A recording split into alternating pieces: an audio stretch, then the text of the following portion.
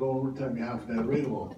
But he's involved in a lot of things, and he is really an expert when it comes to IT, and he's going to give us some information on what we should be aware of with IT. Welcome, David.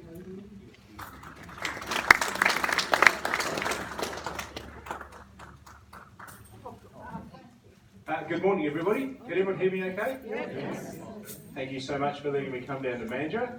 I really like it down here. It's a bit of a change from Perth. I was just talking before to Andrew about why he was trying to convince me I should come down and shift down here. So, but apparently there's 84,000 of you down here. Is that right? So, it's of interest to me, but importantly, it's probably of interest to cyber criminals too. If I was a cyber crook and I was looking to take advantage of people, well, I can tell you that older people make for a good target. And I'm going to talk to you about that. You already know that, so I mean, I'm not telling you anything you don't already know. But when you're all in one area, it makes it easier for the crooks, right? Gathering together, perfect. I want to ask you a quick question. How many of you right now, I just heard Andrew before say, turn your phone off, but some of you didn't. Would that be right? Some of you didn't do it. I know, because I'm just like that too. I don't turn my phone off sometimes, but I want to ask you a question. How many of you, when you go out to your car, have got Bluetooth and the car phone system works so that you can talk on the phone in the car? Who's got one of them? All right. I'm gathering that I reckon half of you didn't turn your phone off, and if I was to do a Bluetooth check on my phone right now, I reckon I would find that most of you have got the Bluetooth on. Do you know what I can do if you've got your Bluetooth on right now? I can pair with your phone and I can download all of your contacts. That's all of the people you know. The friends, your friends, can become my friends. Your phone numbers can become my phone numbers. That's how easy it is. And so there's a point about when you have people gathering in groups together, you make for a bigger target. Now, I did this experiment down in Perth. I did it at the Chamber of Commerce and Industry. And you've never seen so many men in suits dive for their phones as when I put up on the screen a list of names of all the different people. Well, you should have seen them. You get that name off, get that off there. Because it puts up your passwords, it puts up all of your contacts, and it puts up their phone numbers and also their email addresses and other things. So I just want to let you know, when you have a phone and you don't listen to the good man saying turn it off, but you leave it on, you're leaving it on so that other people can share your details with you. You see, mobile phone technology is designed to share, isn't it? When you walk out to your car, it shares. The phone shares with the car, and suddenly you can use your car phone with a hands-free system. That's great. But it also means that crooks can access what you're doing as well. It works both ways. You can't leave the door open just for the good people. Bad people get to walk through as well. Does that make sense?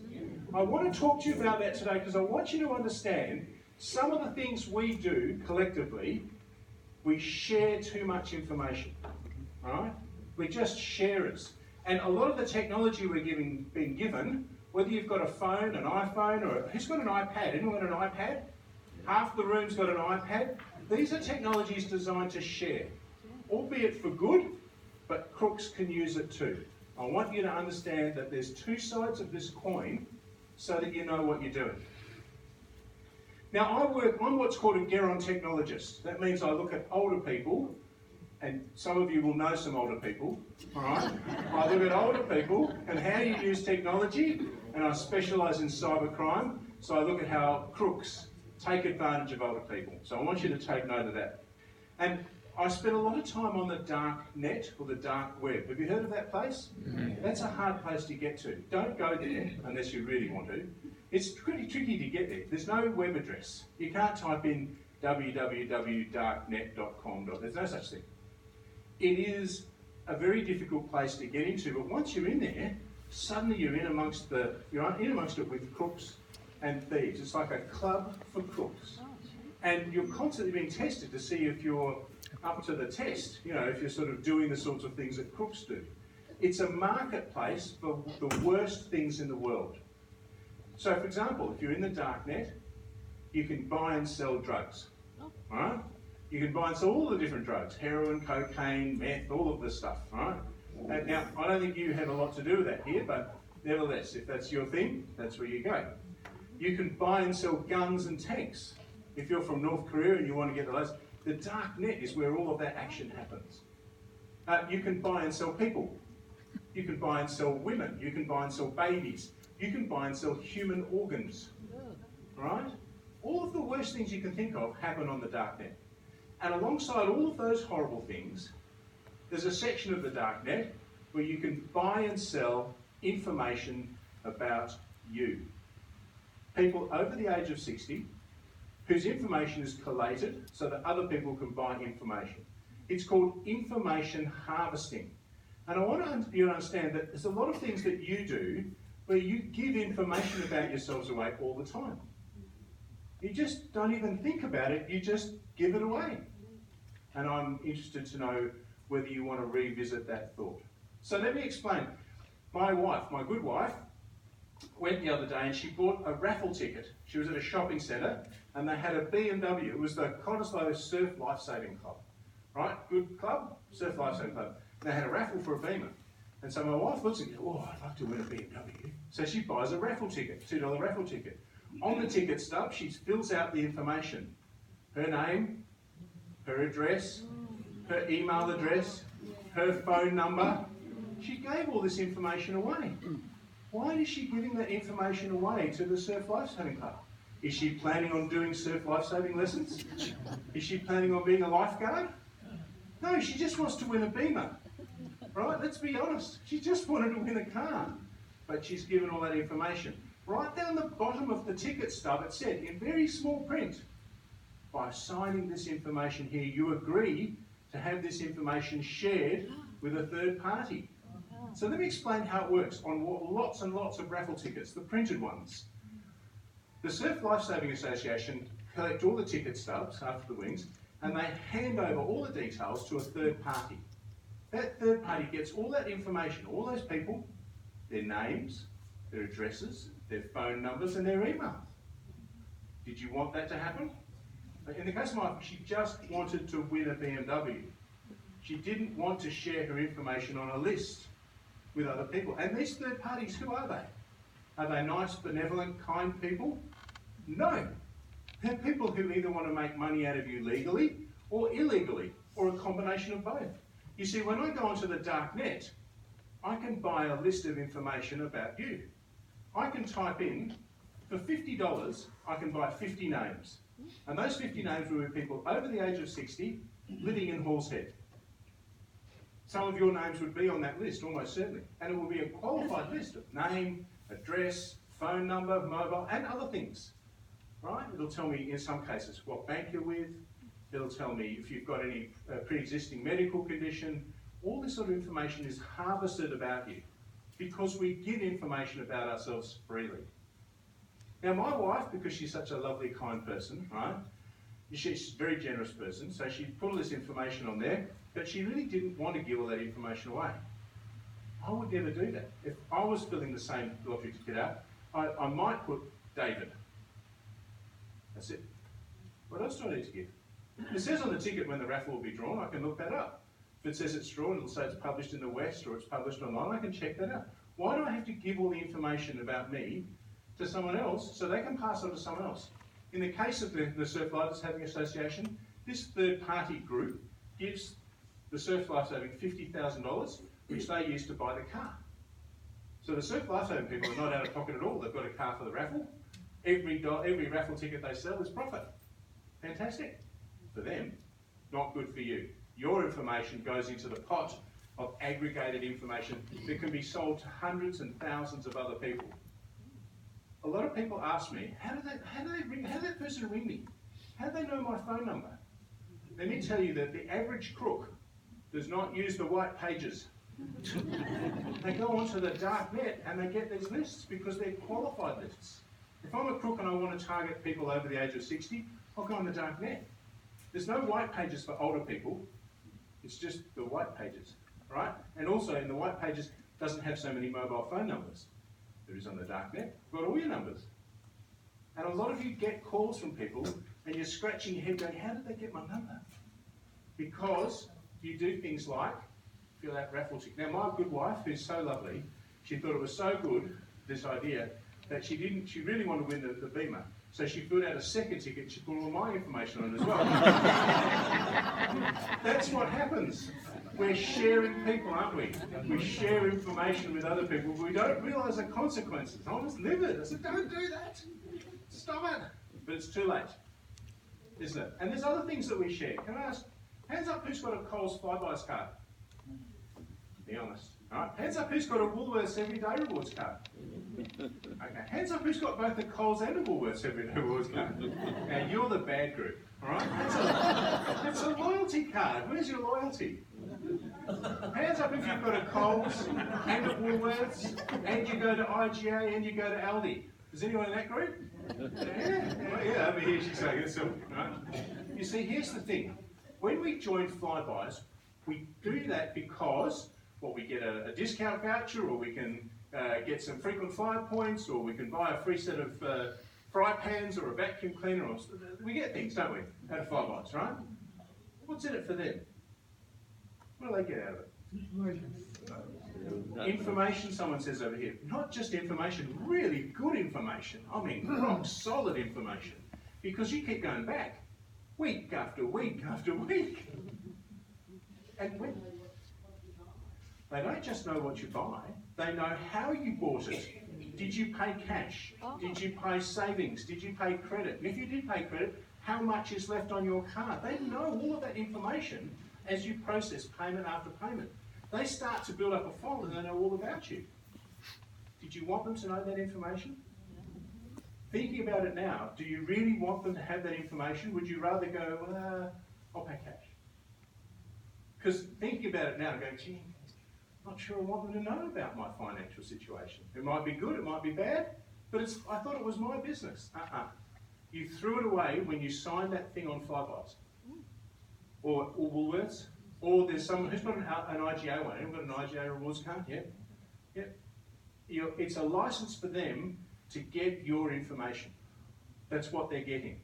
And they're making a mozza out of it. They're making lots of money because not only do they get the information, you've given them permission to share it with other people. So when you get a phone call and someone rings up and says, do you want to buy pet insurance? Do you want to buy life insurance? Do you want to buy fuel insurance? And you go, how did they get my number? Think back to these moments, because I'm telling you, that's how you gave the information away. These are the things you do. And it's big business. I'll let you know a little secret about me. Every second Wednesday, I go to Coles in Inglewood, and I buy a 2-litre tub of ice cream, and I buy packets of chocolate Tim Tams. Coles in Inglewood and Flybuys know more about my shopping habits than my wife. They do. I don't tell my wife that. Please don't tell her. All right? I take her to work.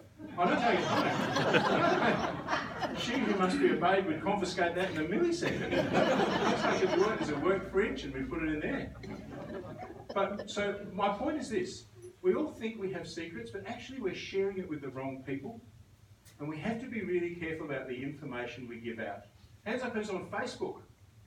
Come on, be honest. Half the room, right? Half of you saying, no, not me. No. At Facebook, it's dribble. And that's the problem with Facebook, isn't it? You want the photos, you want to see what your grandkids are up to, you want to find out what's happening, but at the same time, the rubbishy drivel that's posted on there, the different comments, makes you sick. Right? And so you're kind of caught. But when was the last time you went out to your letterbox and you actually got an actual letter from someone? I don't mean a bill. I don't mean one of those. When was the last time you got a letter? Because they don't happen anymore. Facebook's taken it over. And because of Facebook, what do? Half of the room here puts things on Facebook or just watches Facebook. When you post something on Facebook, what happens? Goes everywhere. They get to look at what you did. And they will, on the right-hand side of Facebook, they give you advertisements. And those advertisements are targeted at what you said. So the other day, I went out to play golf. I'm not a golfer, right? But I went out for fun, I played golf. Great fun.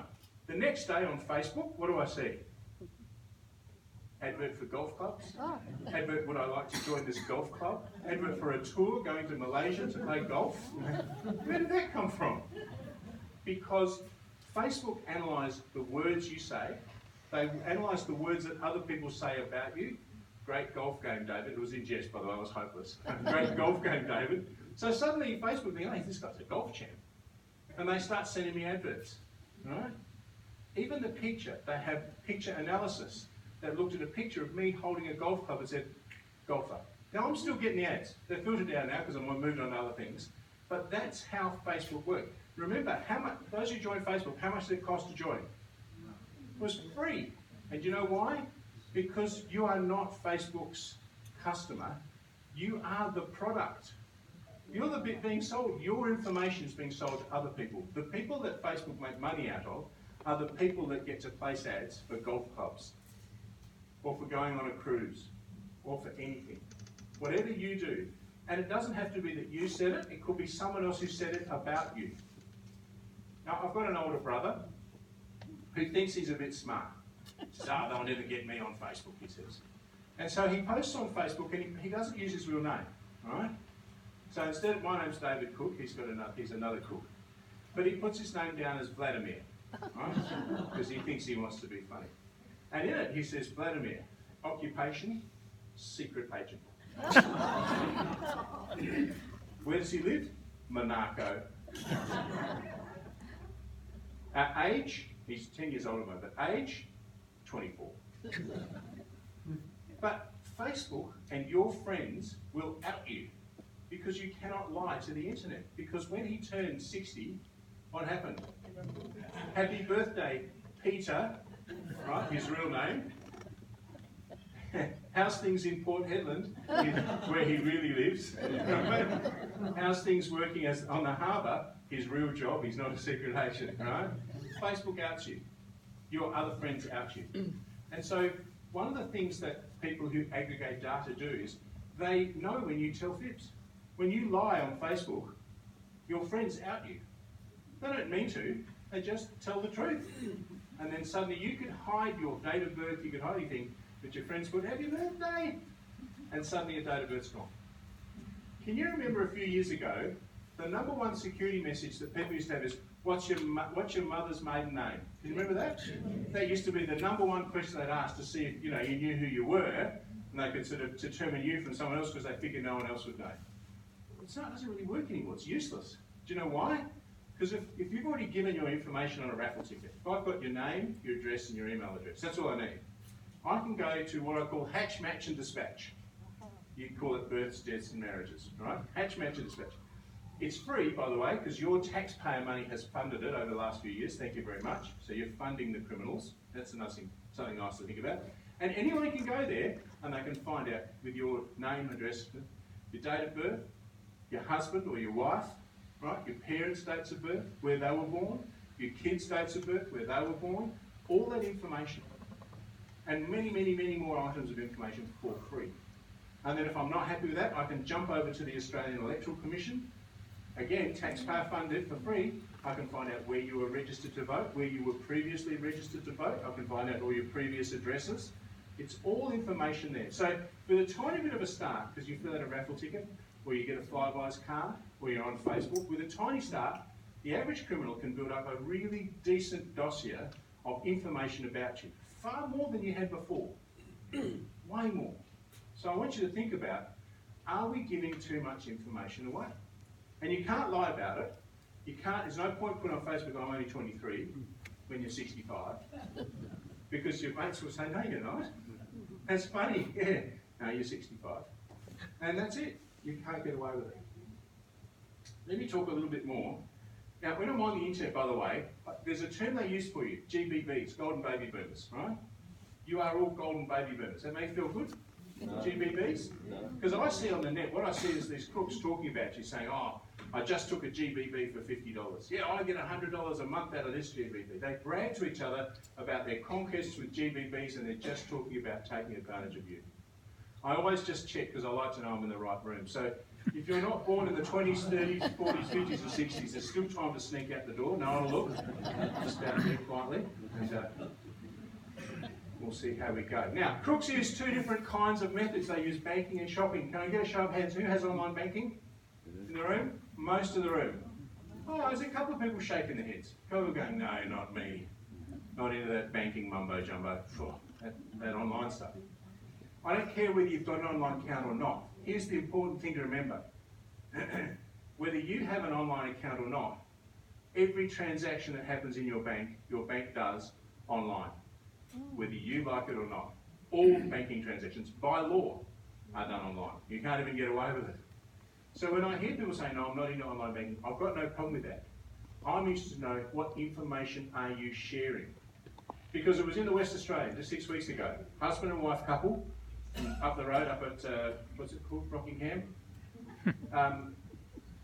They'd given enough information. Crook had set up an online account for them, so they could share their information and share their money. And crooks will share your money with you. They are wonderful at sharing your money. They'll never take it all these days. They always leave a little bit in there so you can top it up so they can get some more. They're like the teenage son you never had, right? The worst kind, constantly tearing apart at you. So that's banking, right? What about shopping? Does anyone do any online? Anyone buy anything online? A few hands. What sort of things are we buying online? Clothes.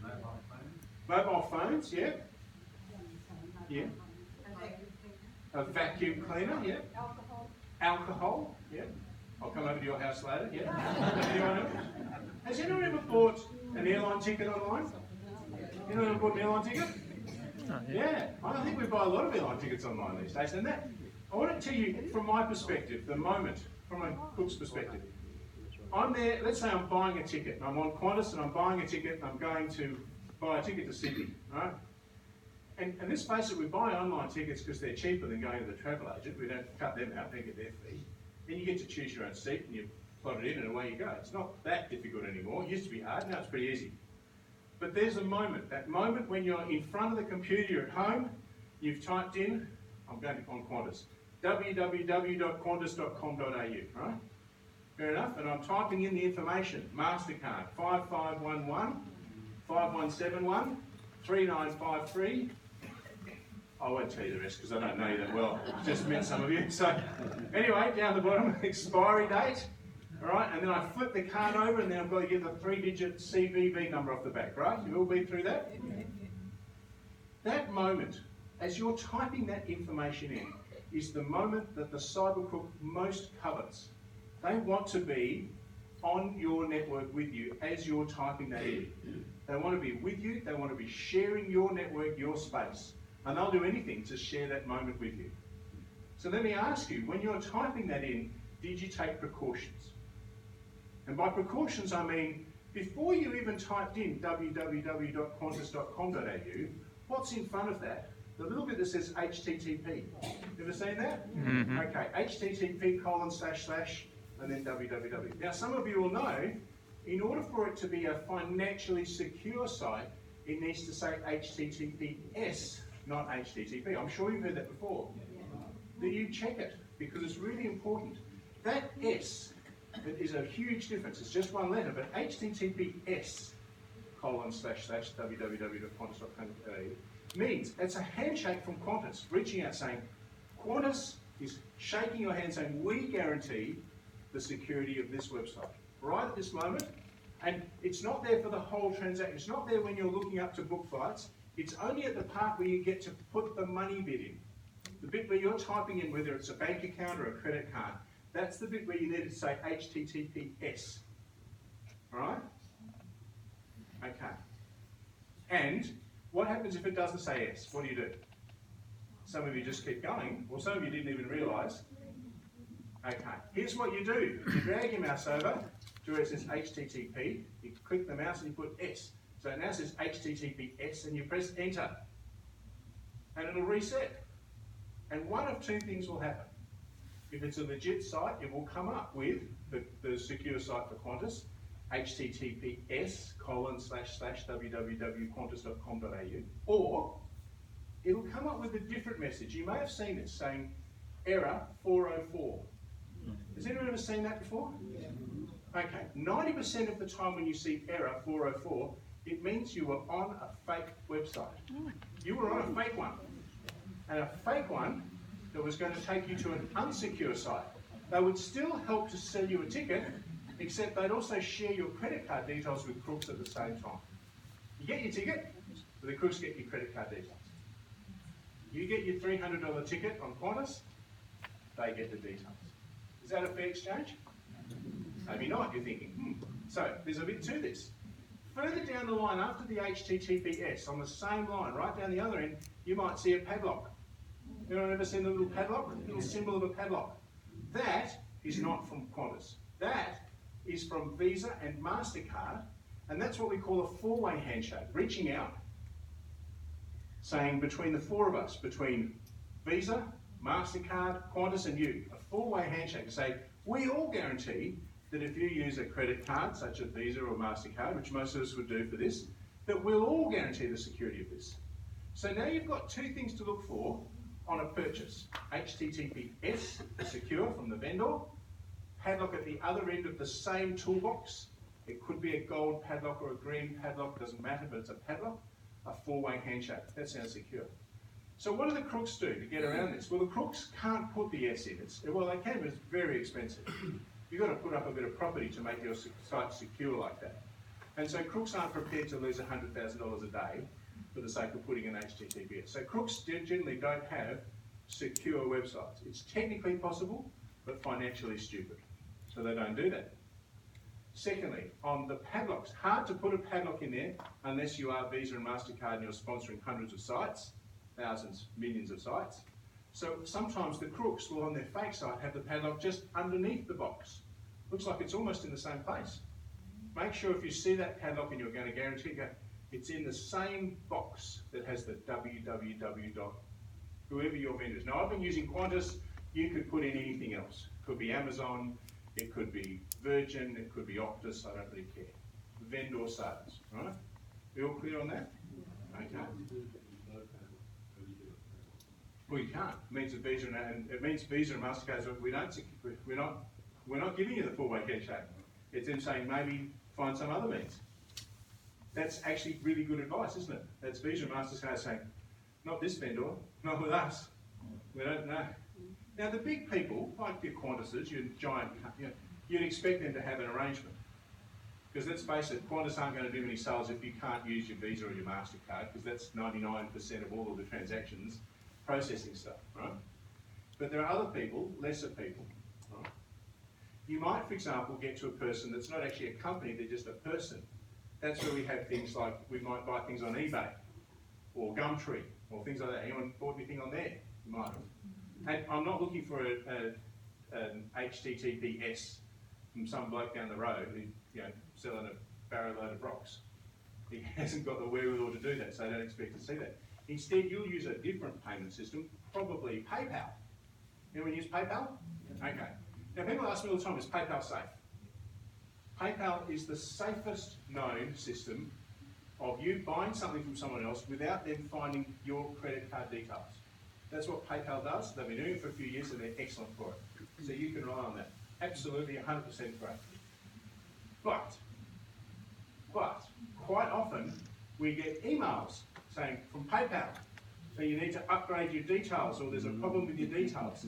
These are all fake emails. PayPal don't do that. That's someone pretending to be PayPal, hoping that you'll type in your PayPal account number so they can start using your credit card. So PayPal itself, really safe. PayPal emails, almost always dodgy. All right? Two sides of the same coin. Again, this is crooks using the fact that they can see you doing information, sharing information with you. Okay, that's what it says. So even if I was a crook following you on Facebook and you've said, oh, I'm going to Sydney, the first thing I do would be, I've gone to Sydney. Maybe they use PayPal. I'll send them an email or their email address, for a fake one. See if they jump in on email. You'll be surprised how many things follow up things that you've just done. You make something and the next day someone follows you up with an email. Someone follows you up with something online. You see things all the time. Okay. Let's talk about some phone scams, because we're coming up to one particular kind of phone scam. And last year it kind of did the rounds in Mandurah, but this year I suspect even more so. It's the tax scam. Yeah. Now most of you don't pay tax anymore. You don't pay tax? Some of you do. Yeah, okay, all right. There's a few of you. But there was a phone scam last year around tax time that came out. And it was specifically aimed at older people, specifically aimed at people who have an answering machine. Who has an answering machine at home? And they vet their calls. It was aimed at you. Because up until then, the crooks weren't very good at getting at you. because you'd always vet the calls, so they couldn't get through. So they came up with a scam to get you because you vet calls. And it went like this. They would ring up and make a threatening message. They don't want you to pick the phone up. They want you to play it back later. And so it went like this. It said, "Hello, we're from the tax department." And it used 3 different kinds of threats. First one, it says, "We're going to come to your house." That was the first threat. People don't like hearing on the phone that someone's going to come to your house. Secondly, "We're going to seize your goods." Second threat. Thirdly, "We're going to enter your premises." Now those 3 threats, done with a sort of a low, nasty, evil voice, when you are at home and you play it back a few times, can have an impact. When you pick up the phone live, you say, "Hello, hello," there's nothing there. This particular scam call falls apart because they've got no actual details, they don't know who you are. But if you're with an answering machine and you get home, and maybe you live alone, or not with many other people, you play it back. You just hear the message, "We're going to come to your house." You hear the next part, "We're going to seize your goods." The next bit, "You're going to enter your premises." And you go, "Crap, I don't want that to happen." That's scary, right? And sometimes, around 10% of people will go and pay the thing. Now, in this case, there's another red flag that should pop up, because many of the ones last year said, "We want you to go and pay it." They would talk about a fictitious amount, $350 that you had to pay. And they would typically ask you to pay for this using iTunes. Right? Anyone heard of iTunes cards? Now you probably legitimately might buy them for your grandkids as a Christmas present. Have an iTunes card.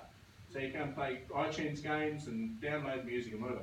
But you yourselves probably don't use iTunes cards that much. Would that be fair? Yeah. Not a big thing for us. Importantly, this message last year, and I suspect this year's will do the same, it specifically directed you to go to the post office to buy your iTunes card.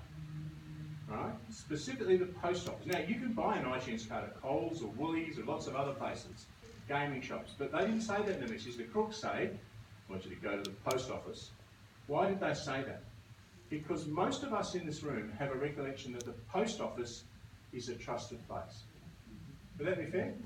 When we think of the post office, "Oh, it's a trusted place. I trust the post office." If we're really honest with ourselves though, it's just a shop. I mean, 20 years ago, the Postmaster General was a serious person and you trusted the post office as a secure place. Now, it's a shop. But the crooks reckon that you're still in the living in the past, and to some extent, they're right to the fact that 10% of people fall for this prank. And so you go to the post office and you buy 5 or 6 $50 iTunes cards.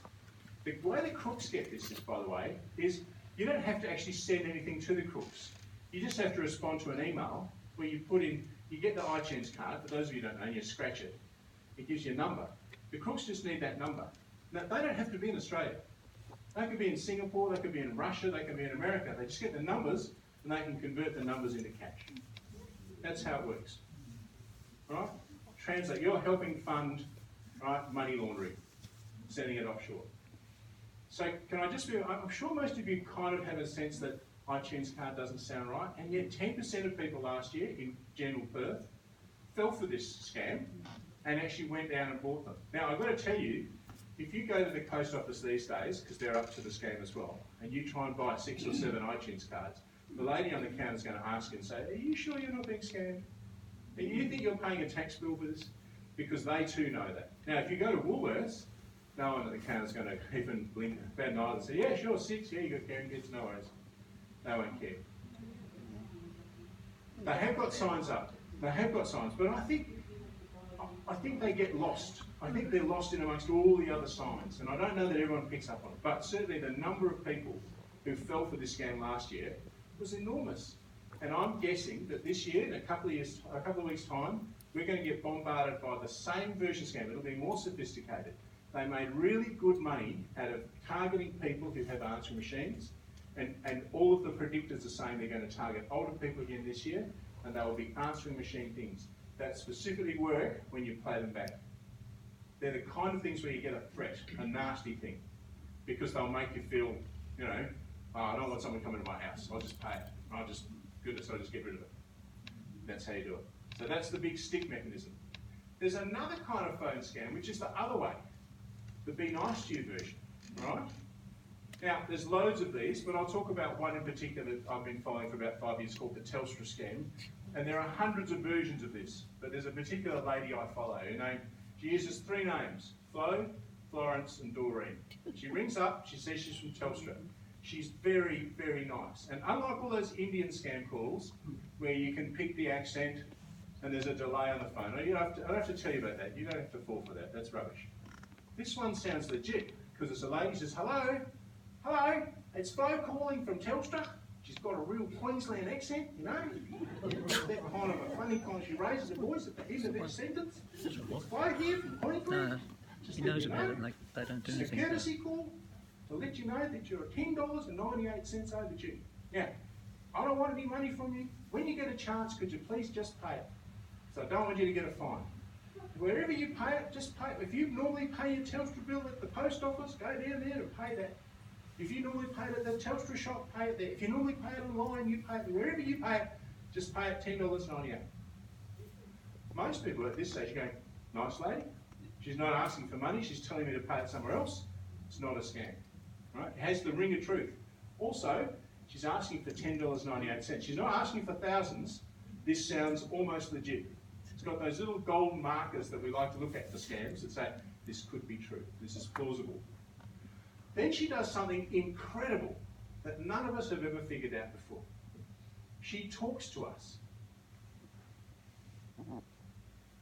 No, seriously, she talks to us.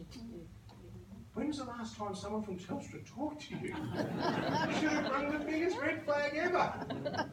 And this is the new form of cybercrime, people who are nice to you. We call it social engineering. It's very slick. Because she rings up, and whatever you have to say in that conversation from that point on, she will agree with whatever you say. If you think that the Dockers are the best football team, she thinks the Dockers are the best football team. If you think the Prime Minister's a so-and-so, she thinks the Prime Minister's a so-and-so. She will agree with whatever you say. She will massage your ego, and you'll be going, what a nice lady. No, I've never had someone so nice. This person agrees with everything I say. I forget my husband or my wife. This person's on side with me, right? And over the course of 5 minutes, they befriend you. They socially engineer you to like them. It's incredible. It's an amazingly effective method of getting money out of you. Because what happens after that is, at the end of 5 minutes, and I time these calls, they almost always, it's like she has a stopwatch. She talks, then for 5 minutes. And at the end of 5 minutes, you're thinking, what a nice lady. At the end of that time, she suddenly changes and she gets flustered. She goes, oh, I'm supposed to call all these other people on the other line. Oh, I'm in such big trouble. Oh, but it's been so good talking to you. You've been so nice. Oh, I wish I could catch up with you again. Oh, but I'm in trouble and I've got to... She makes you feel guilty for having spoken to her for 5 minutes. And then the punchline, right at the end, says, look, what can I do? I'm in such big trouble. Oh, I tell you what, if you want, just give me your credit card number and I'll put through $10.98, right? And then I can tell my boss that I've ticked one off the list. 15% of people fall for that gag over and over and over. All right, so that's the first thing. And what's more, they fall for it and they stick with it. They think she's still nice. In fact, I've interviewed them after court cases. I said, oh yeah. And they'll come out of court going, yeah, but it wasn't her. Oh, no, she was really nice to me, someone else. It wasn't her. So here's what happens. You fall for it. A month later, you get your statement, right? Sure enough, $10.98 coming out of your account. But it won't say Telstra. Do you know why? Because she doesn't work for Telstra. She's a crook. But it will say something that looks a bit like Telstra. Something that's Telstra-ish. So it might say Telstra Sock, or it might say Telstra Comnet. Something with the word Telstra, something that's Telstra-ish enough, with the right amount, you look and go, $10, oh, that's that lady, I remember her, what a nice lady. Oh, I'm so glad she got that job, I hope she's okay, I hope she's still got her job. That's the way we think. A month later, you look at your statement, another thing for Telstra Sock or Telstra Comnet, $11.42. The next month, $12.45. The next month, $13.58. And you'll get one of these, they'll all be under $15 every month for the rest of your life. The rest of your life. Seriously. That's the new scam. You see, before the Banking Royal Commission, right, in the olden days, 2 years ago, before that time, if a crook got your credit card, They would jump into your account and they'd try and grab the lot. They'd try and grab, $5,000 or whatever they could get. But these days, you get a call from your bank saying, hello, there's a lady in Queensland, she's trying to take out $5,000 from your account. Are you okay with that? And you'll say no, the transaction gets cancelled. So no longer does any crook want to get $5,000 from your account. They want $10.98 from you, and you, and you, and every other person in this room, every month for the rest of your life. And this lady, folks, she's been to court dozens, hundreds of times. And when she goes to court, what does she go to court for? $10.98. Naughty. Bad girl. And she's out again, same day. She's never spent a night in jail. She's a multi-millionaire. And let me tell you, she's just one of hundreds of people doing that Telstra scam. Hundreds and hundreds. And there's hundreds of other versions. There's not just a Telstra version, right? There's an Optus version of that scam. There's a Western Power version of that scam. There's a Synergy version of that scam. There's a DHL parcel delivery version of that scam. There's an Australia Post version of that scam. There's a you name it. There's a City of Mandurah version of that scam. Every single place that you can have a utility, there's versions where someone is nice to you, and it's all small amounts. Because when you look at your statement, you've got lots of little fees and charges and things. They're all around the $10, $15 mark. Have you noticed? This just sits nicely in there. It just looks like money. And once you've accepted it the first month or the second month, you'll just keep going, oh yeah, that's that Telstra, so I have to do that each month. That just happens. You'll just assign it as normal forever. So can I give you some homework, please? When you finish, I want you to go home today. I want you to check your accounts.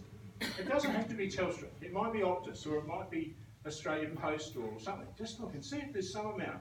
It'll be under $15, and you'll have had it each month, over and over. Every time I do one of those talks, I usually get 2 or 3 people ring up and say, yep, you're right, found it. I've been paying it for months, years, in some cases. Flo's been doing it for 5 years.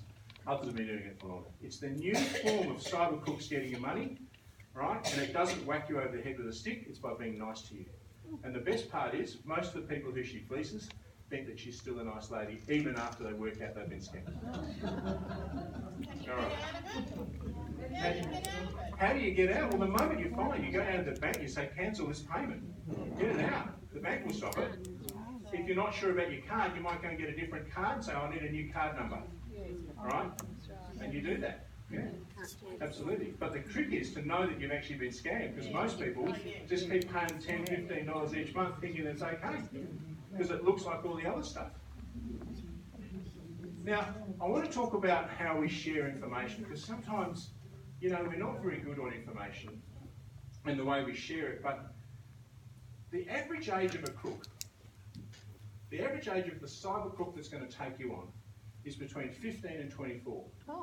15 and 24. Now, I don't think you realise that. You're thinking these people are older, more sophisticated. No way. Sophisticated, yes. Older, no. They don't have a moral compass. They haven't had a chance to develop one. They're still in nappies. Right? But what they do have is technology smarts. And they're spending hours and hours on things. Can I ask you a quick question? Hands up all the people who did computing when they were in primary school. Wasn't around then. However, your kids and your grandkids, that's what they do. I've got a son. Now, my young fella, when he was 1 and 2 years old, we gave him an iPad. Some of you have got iPads, right? Fantastic. Because for the first time, I could go out to a restaurant, I could take my wife, and we could take the young fella with us to the restaurant, and actually, you'd plug him in on the iPad, and he just wouldn't say a word. You could actually go out to a meal. Can you remember how it was when you were young? You didn't get that. You had to stay at home. No taking the kids to the restaurant. That was a big no-no. So that was a wonderful thing for me. And I remember distinctly when my fella, he was about 2 years old. We were in a restaurant, and he's on the iPad. Quiet as a church mouse. Fantastic.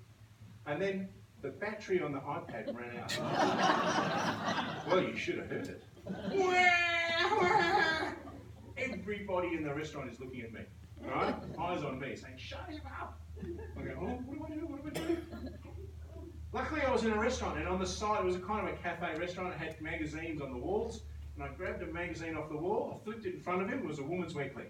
And it had big pictures in it, so I flipped it to a page with a big picture stuck in front of him. He's going, wah! Oh. And he's looking at it. He's looking at the picture, right? It's about the same size as an iPad. And then he starts doing this. He starts, At the age of 2, he couldn't talk, but he was telling me a message. He was saying, Dad, this one's broken. Now let me explain to you. That's how cyber crooks see you. People that use broken technology. Some of you read the newspaper before you came in the morning, didn't you? Some of you are reading books with paper, pages. Right? You're doing what you've always done, but the cyber crooks that get to sniff that, to get to see a sense of it, go, ha ha, people are using broken technology. And it gives these 15-year-old kids the guts, the bravado, to actually do the things they do, to pony up and try and take money from you. The worst way of all is with our emails, right? Sometimes we get lots of emails, don't we? And they're unwanted, some of them. I call them scam emails. Sometimes people call them spam emails, right? You might have got an email saying you won £1 million in the lottery. Anyone had that? Yeah. Well, that's a disappointment, isn't it? Yeah, pounds. Oh, not me, really. All right. Some of you have had a nice offer from someone in Africa saying they've got $200 million to share with you. They just need your account number. Anyone had that? They don't know you, but they trust you, right? And they just need their account number. Has anyone in the room got a Nigerian lover on the go? ladies in the back of the room? Are you sure? Just checking. All right. Okay. The point is we get lots of these emails. Now, it's fun to have a laugh, but there's a more serious level of ones, subtle ones coming through. Midland Gate Shopping Centre had one that came out. A whole bunch of people in Midland just recently. Click here to get a $15 coffee and cake voucher. Right? Coffee and cake voucher for a coffee shop at Midland Gate. The actual coffee shop doesn't exist at Midland Gate. Oh. But you didn't know that. What you did on the thing was you put in the thing and you put in your information. Name, date of birth, age, address, email address, phone number. It was just an email harvesting gang run by crooks to get hold of information about people in Midland. You go up there, and there was a coffee shop that had a little bit of the name was almost similar, and they say, no, it's not us. And you'd be wandering around the shopping centre trying to get your free coffee and cake, feeling like an idiot. It'll happen down here too. Don't worry. These crooks won't just do Midland. I'll see you coming, don't worry. That's the sort of stuff we do. We fall for gags. Now, we don't fall for something that says you won £1 million in a lottery, right? But we do fall for ones that have that ring of truth. You've won a free coffee and a cake. Yeah, okay. I can believe that. Oh, that's possible. That's plausible. That's doable. And so crooks today are in the reality area. Yes, you might get things offering you wild prizes. Last year we had lots of people saying you could get $500 worth of free Woolworths shopping. Remember that? Okay, and then those of you who clicked on it just got bombarded with advert after advert and phone call after phone call, and you realised it was a scam. Too late on that? Your names and addresses are on lists all over the world. Or is it too late? How many of you get more than 10 stupid emails a day? Crazy ones which you know are stupid. If you're in that, if you get 10 or more a day, time to think about cutting free your email address and get a new email address. Seriously, if you want to stop, if you want to make yourself less vulnerable, set it free. Just stop using it, start a new email address, and transfer one by one your friends over to the new email address. Now, some of you would have a Gmail address. Who's got a Gmail? Anyone? They're okay, they're free, or a Yahoo or a Hotmail. They're all okay. Some of you might have a Telstra Big Pond email. That's a bit harder, but I would suggest you go for a free one, like a Gmail or a Hotmail. Just start one. And by all means, please don't transfer all your friends in one hit and send one giant email to senders list, right? Because then you're just sending out to all the crooks as well. Don't do that. Do it one by one. It can be quite a cathartic process. Do I like this person? I still want to be their friend. She didn't send me a Christmas card. Whatever. You do what you want. But I suggest that you do that because we have over time sent or replied to emails from other people that we don't really like. To someone on Facebook, people befriend me, I think, I don't know that person. Well, I don't know. So get rid of them. If you've got people on Facebook who you think aren't your friends, just unfriend them. They don't get to know. Doesn't send them a message saying, Deirdre unfriended me, that horrible lady. Doesn't send it. They don't know. All right? Just get rid of them. This idea of resetting your email address is one of the few things you can do if you get too many emails. And stop filling out competitions where you give all your information away. I know sometimes on government forms we have to. All right? Very few government forms will have that thing down the bottom saying, we're going to pass your information on to cyber crooks. But all the legitimate things like raffle tickets and other things that we have entered, they do. That is their method of actually making money. So please be aware of that. Now, in our emails, sometimes we're a bit polite in our responses. Some of you. Because one of the things, when you were in primary school, you didn't do computing. We worked that out. What you did do is you worked out how to write a letter. Right? Do you remember when you learned how to write a letter? You had to learn how to write, whether it was a personal letter or a business letter. Did you write yours faithfully, yours truly, yours sincerely? Can you remember all that stuff you had to go through? Oh, it was like it was yesterday. You remember? You did it that many times. Think about how long ago you actually learnt that. Last century. Right? Okay. Last century, not this century. Now, one of the things about that is, I see people who email, and I saw one the other day, a lady, and she sent an email back to someone saying, she was responding to one of those African emails. She said, "Dear Jonathan, good luck. Thank you very much for your kind offer of $210 million. I don't wish to receive these emails anymore. Please stop sending them to me. Yours sincerely, Joan Smith, Rockingham." Now let me tell you, there never was any $210 million. The crook was waiting for the last 3 words of her email.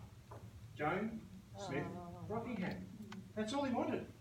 Because now he has several things.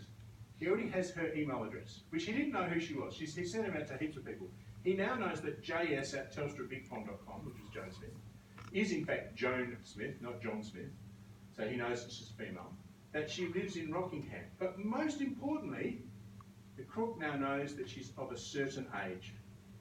Because think of how the language she used was put into that email. Dear Jonathan Goodluck, please stop sending me these emails.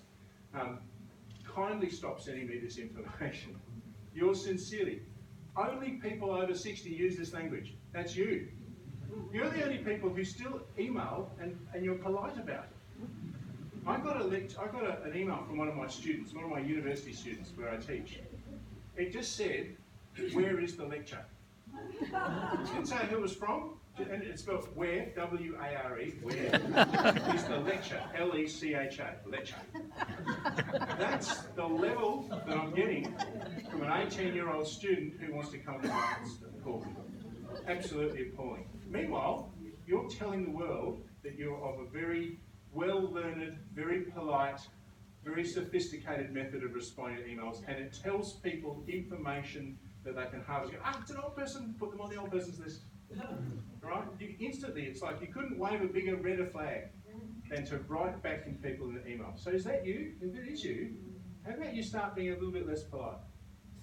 Right? Some of you are grumpy. Who's the grumpy people in the room? Look to these people for leadership. They know best. Be direct. Today's email is not polite, it is direct. Stop sending me these emails. That's how a younger person emails.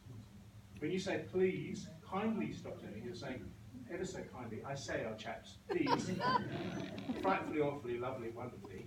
You know, it's just the wrong way. I know it's how we were taught, but it's not the way we want to push it ourselves.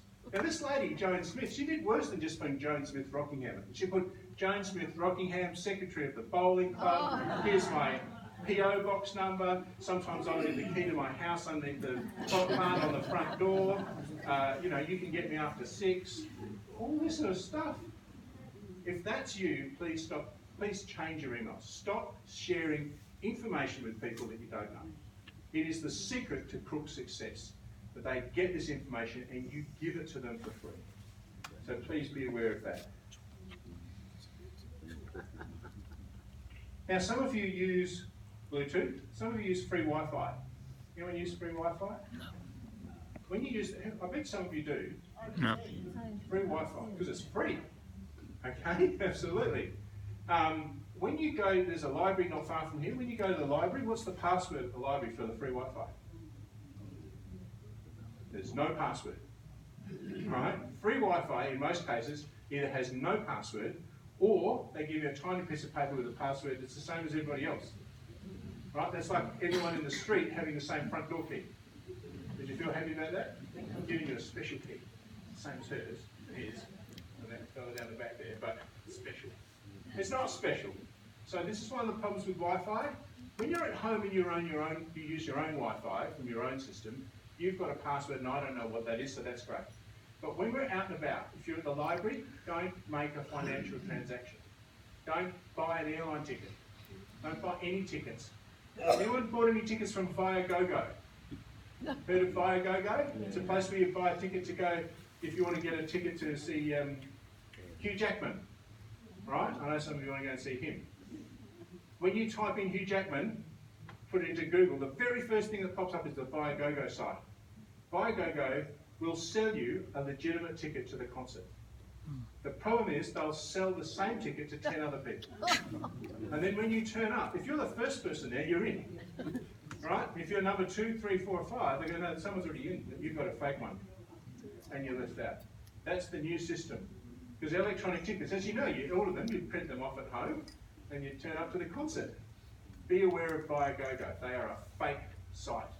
They're legal. Don't ask me why, but they're still legal because they are selling a legitimate ticket, just that they've sold it several times. Right? So be aware of that, please. Free Wi-Fi. When we're using free Wi-Fi, absolutely use the free Wi-Fi to look at things, to check your emails, to look at where you're going on a trip, to check things. Do not use it for financial information. Do not put in a credit card or anything like that. Because when you're looking at the free Wi-Fi, and if I happen to be on the same, you can see the picture of this guy in the picture of the slide. He's in a Starbucks cafe. And it looks like he's on a laptop being busy. He's just searching to see what other idiots are using the free Wi-Fi. And when you are, he just digitally, doesn't have to get up out of his seat, he can just transfer and see what you're looking at and see you as you type in your credit card number. And then they just share your credit card number with you. That's what he does. He's a professional crook. He's what we call an internet troll. That's what he trolls for. And there are thousands of them. Think of the places we have free Wi-Fi here. Donut Cafe, the library, McDonald's, train stations, you name it, there's loads of places, more and more and more. Another quick thing, since January last year, quite a few people have been doing something. They've been going on cruises. Anyone going on a cruise? Okay. Free Wi-Fi on the cruise? Be careful. Super careful. When you go on a cruise, one of the great things about cruises is almost everything's paid for. Right? You pay for your meals, you don't have to worry about it. You just wander around the ship. Right? And you'll see things come up on the Wi-Fi. Oh, you should check this out. Oh, we've got a day trip into Langkawi, or we're going on this. And the moment you go to pay for that day trip, when you get off the boat, $50 to go on the day trip, you're typing in your information. All these people down the bottom of the ship, the cooks, the cleaners, the mechanics, what are they doing in their spare time? Checking to see if you're using the free Wi-Fi. So, the statistics say about 800,000 people in Australia have been done in the last 6 months using the free Wi-Fi on cruise ships. It's big business. When you get done on these ones, there's nowhere to go. You're at sea. You're on the law of the sea. It's an act of piracy. Well, good luck fighting that. There's no Australian protection. There's no protection from anywhere. All right. One last thing I want to ask you. Hands up those people who can't remember, or who thinks they've got, who's got more than one password? Okay. Who can't remember all their passwords? If I told you that I haven't written down a password in 10 years, what would you think? I've got one more password. I haven't written down a password in 10 years. I'm in computer science. I must be a genius. That's not what my wife says. She has other words to describe me. She doesn't call me that. So I want to talk to you about that because some of us have unsafe passwords. Some of us, I came across this lady, Facebook site, she had a picture of her cat. Her cat's name was Fluffy. Can you tell me what her password was? Fluffy. Fluffy. She had another password though, because the other password you had to have a number. Fluffy1. And then later on that one, she said, no, you can't use that, you have to use a different one because you've already used that one. Fluffy27, because she was born on the 27th of May. She showed me her list of passwords. She said, David, help me. I can't remember all my passwords. And I looked at them. Fluffy, Fluffy1, Fluffy27, Fluffy 1939, that's when she was born, Fluffy 1961, that's when she was married, Fluffy spelled backwards. She said, I can't remember. I said, you've only got one password, Fluffy. That's how a cyber crook sees it. Remember, your cyber crook, once he's got you in his sights, he's going to hatch, match and dispatch. He already knows when you were born. He knows when you were married. He knows how many kids you are, your kids' date of birth, any of those numbers you use. If you use numbers that relate to kids' birthdays or names of kids, you're a duffer. Because the cyber crook of today will catch you out. They'll simply get your password. When they type in your password, it's not like they're saying, I'll try Ralph. I'll try Ralph 28. They're not doing that. They put in a script with all the keywords, and the script will run 1.5 million versions of that in 5 seconds. And they'll just eventually work out the right one. We actually teach it at universities, ethical hacking. So they can script these things, so they can guarantee to get it. The crooks are online and they're smart as a whip. 15-year-old snotty little kids to get your money. So I want you to be careful about your password. Also, now some of you, I notice, do what we call derivative passwords, because you get cornered and somebody says, I can't use this password again, I've got to use something else.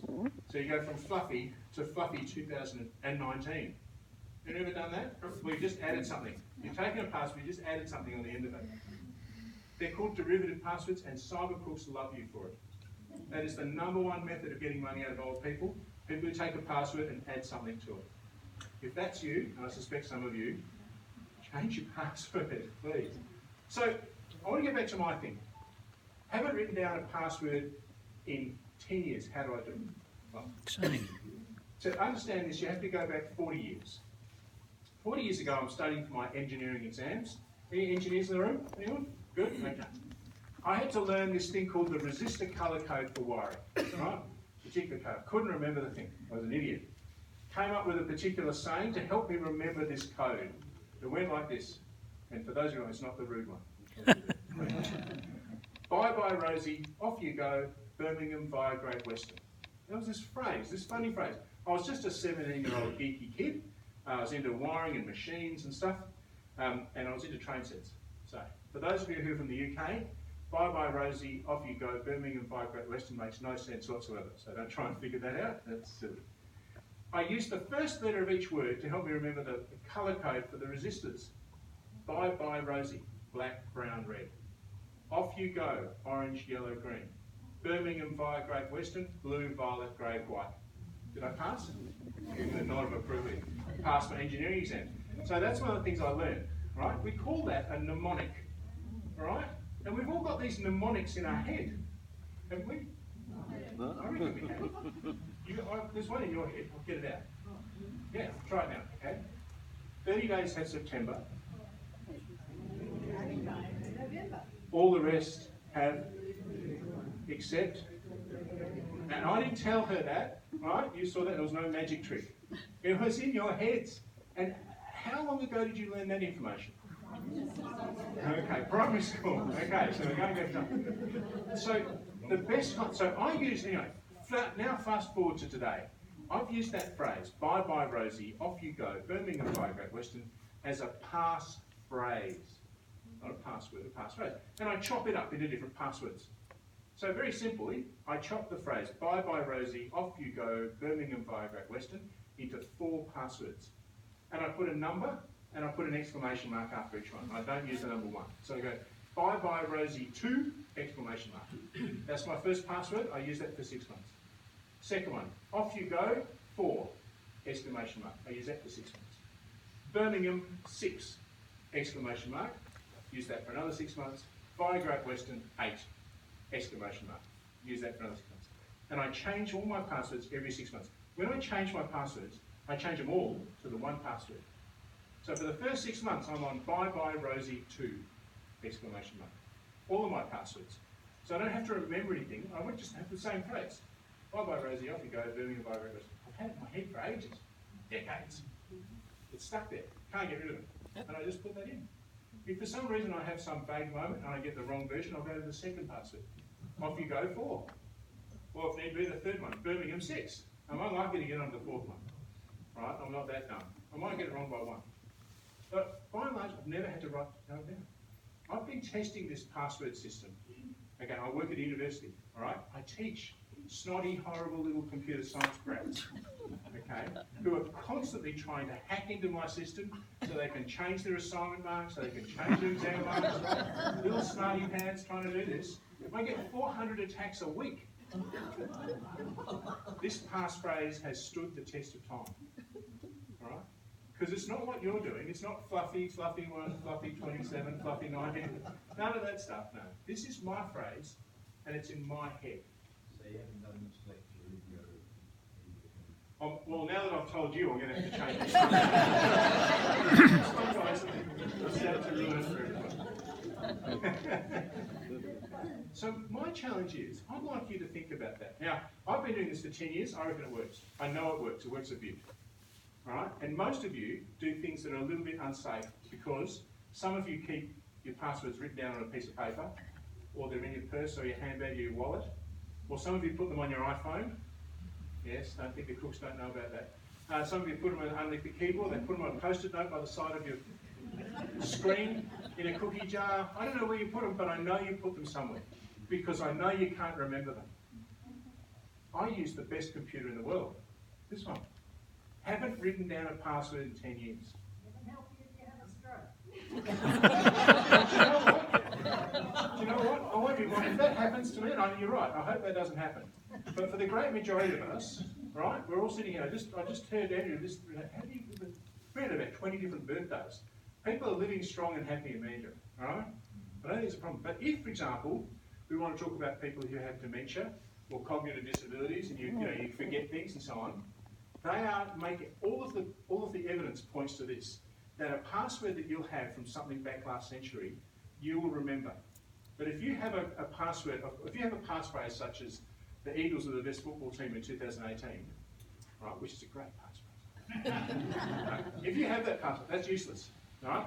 Don't pick something now. Pick something from last century. So I'd like you, if you're up for the challenge, I'm going to leave you with this last challenge. Change your passwords, have a passphrase.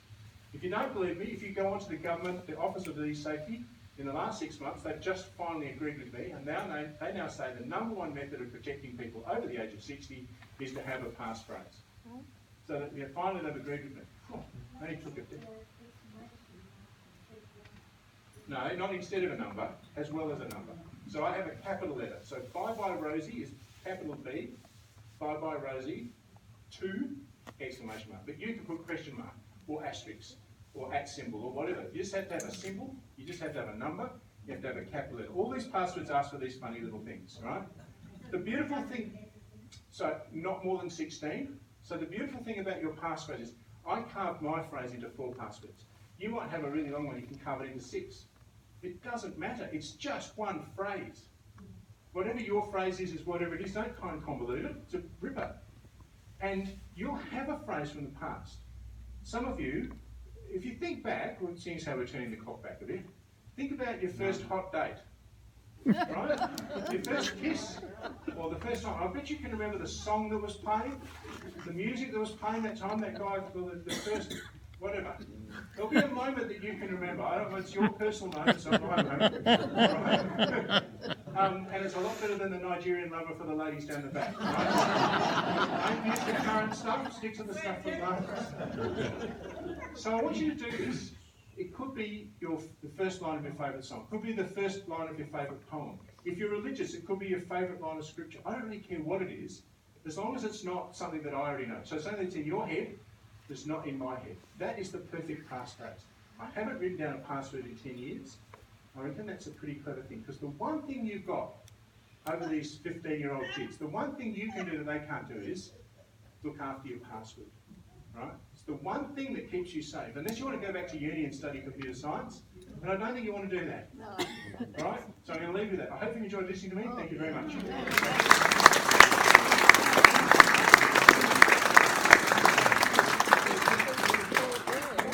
Thank you, David. As you all be aware, David went a long way over the time limits that we normally put for guest speakers, but how could you stop him? The information he imparted to us. So I think you'd all be happy that we've let him talk so long, and unfortunately, there's no time for questions, and I'm sure somebody would have some. David, please.